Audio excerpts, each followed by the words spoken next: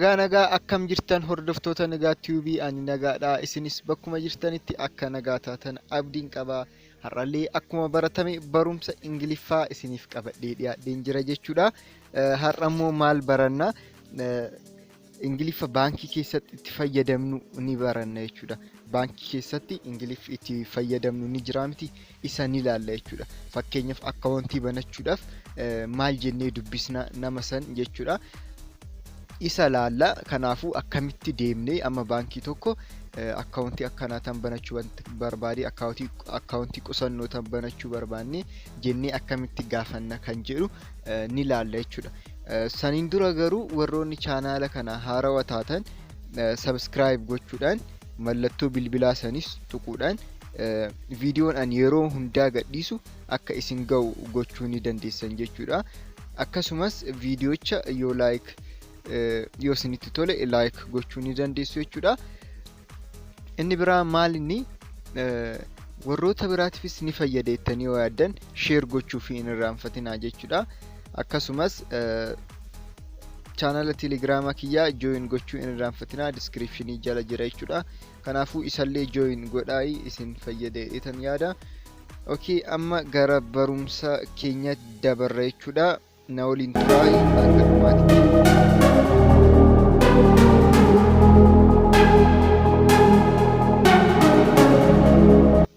Okay, tokkoffaan maal jedha akkuma seentaniin baankii akkaawuntiin banachuu barbaada hin jettanii maal jedhama jechuudha. Good morning jedhama. Yoo isin akkana jettanii good morning jettanii yoo ganama kan dhadhan ta'e good afternoon yoo sa'a booda kan dhadhan ta'e jechuudha. Kanaafuu amma maal jettanii fakkeenyaaf ganama yoo dhadhan good morning yoo jettanii kan keessanii amma asitti hin barreessine adiidhaan kan barraa'e kun amma kan inni isiniin jedhu jechuudha. Kan namichi achirratti barreessaan yookaan namni isin dubbistan ni jira miti fakkeenyaaf clear kan jedhamu naamin kan akkasiisan jechuudha. Ni dubbistanii barreessaa san good morning yoo jettanii inni maal isiniin jedhuu danda'a. Good morning sir, what can I help you? Good morning sir, what can I help you? Yookaan inni isin deemtaniituma ijjachuu dandeessanii inni maal isiniin jechuu danda'a. Good morning sir, what can I help you? Good morning sir, what can I help you? Akkam bultan maal isin gargaaru jedha jechuudha. Yoo isa bira dhaqxan isin hojjataan baankii sana maal isiniin jedha. Akkam bultan maal isin gargaaru isiniin jedha jechuudha. Maal jettanii deebistanii I would like to open an account please. I would like to open an account please. An account. Account hin jennu amma asitti argitanii. I would like to open a account hin jennu. Maal fi asitti vaawoliin yoo jechoota vaawoliidhaan eegalan aan jennee eegalla. Aan fi barumsa kana gaafa tokko ni baranna jechuudha. Differensii A fi E ni ilaalla jechuudha. Anyway amma yoo kanatti deebinu I would like to open an account please. I would like to open an account please. Maal jechuudha? Maaloo akkaawuntii banachuu akkaawuntii baankii banachuun barbaadeetanii. Akkaawuntii baankii banachuu barbaadeetanii. I would like to jechuun barbaadeetan akka jechuudha. I would like to open banachuu barbaadeetan. I would like to open an account. Akkaawuntii banachuu barbaadeetan jechuudha. Okay, yoo itti kan itti aanutti deemnu maal jedhamoo itti aansee namichi yookaan hojjataan baankii sanaa maal isiniin jechuu dandeessi. What kind of account would you like to open? What kind of account would you like to open? What kind of account would you like to open? What kind of account would you like to open? Akkaawuntii baankii akkamii banachuu barbaadde? Akkaawuntii baankii akkamii banachuu barbaadde isin gaafatte jechuudha. Isin immoo maal jechuu dandeessanii kan qusannoo banachuu kan barbaaddan ta'e I would like to open a saving account. I would like to open a saving account. Akkaawuntii qusannootan banachuu barbaade. Akkaawuntii qusannootan banachuu barbaade. I would like to open a saving account. Saving jechuun qusannoo jechuudha. A saving account akkaawuntii qusannoo jechuudha. Okay, inni itti aansee maal isiniin jechuu danda'a? Hojjetaan baankii sanaa jechuudha. Okay, we will have to fill out some forms. Okay, we will have to fill out some forms. Can I have your name? Okay, we will have to fill out some forms. Okay, we will have to fill out some forms. Maal jechuu isaati? Okay, yookaan ishii jedhamaanti. Foormiiwwan guutuu qabnutu jira. Foormiiwwan guutamuu qabantu jira. Kanaafuu foormiiwwan guutuu qabna. Maqaan kee eenyudha yookaan maqaa kee natti himuu dandeessa? Can I have your name jechuun maqaan kee natti himuu dandeessa jechuudha. Kan irraan ammoo okay, we will have to fill out some forms. Okay, foormiiwwan guutuu qabna. Wanti guutamu ni jira miti. Amma baankii yoo banattan akka suuqa tokko deemtanii bitattanii hin deebitanii. Akkaawuntii yoo banattan maal gootanii foormiiwwan guutaman ni jiranii isa guuttan jechuudha. Isa sirriitti guuttanii kana achi booda argattan jechuudha. Kan itti aanu immoo isin maal jechuu ni dandeessanii? Okay, maal jechuu dandeessanii? My name is asitti dhiifama yoon barreessuun dogoggora uume. My name is Nagaat Galatu. Amma kan kiyyaatan isinitti hima jechuudha. My name is Nagaat Galatu. NICK kan jettu tana tasa itti galte jechuudha. Kanaafuu ishii hin dubbisinaay. My name is Nagaat Galatu. Nagaat Galatuun jedhama. Isin maal jettanii? My name is Kalee. My name is Caaltuu Tola. My name is kan barbaadan maqaa keessan itti guutuu ni dandeessan jechuudha. Kan itti aanu immoo yookaan namichi sun maal isiniin jechuu danda'a? How do you spell the last name? How do you spell the last name? How do you spell the last name? Maqaa abbaa keetii qubeen isaa akkamiin barreeffama? How to spell jechuun akkamitti barreeffama? Namni tokko amma how to spell your name? How to spell your name odoo isiniin jedhee maqaan kee akkamiin barreeffama? Qubee kee sanatti mii jedhaa jira jechuudha. How to spell your name odoo isiniin jedhe. How to spell akkamitti barreeffama? Maqaan nama hedduu akkaataan itti barreeffamu nama dhibuu danda'a. Kanaafuu isin gaafachuu baachuus danda'a. Garuu yoo isin gaafate fakkeenyaaf last name jedhama.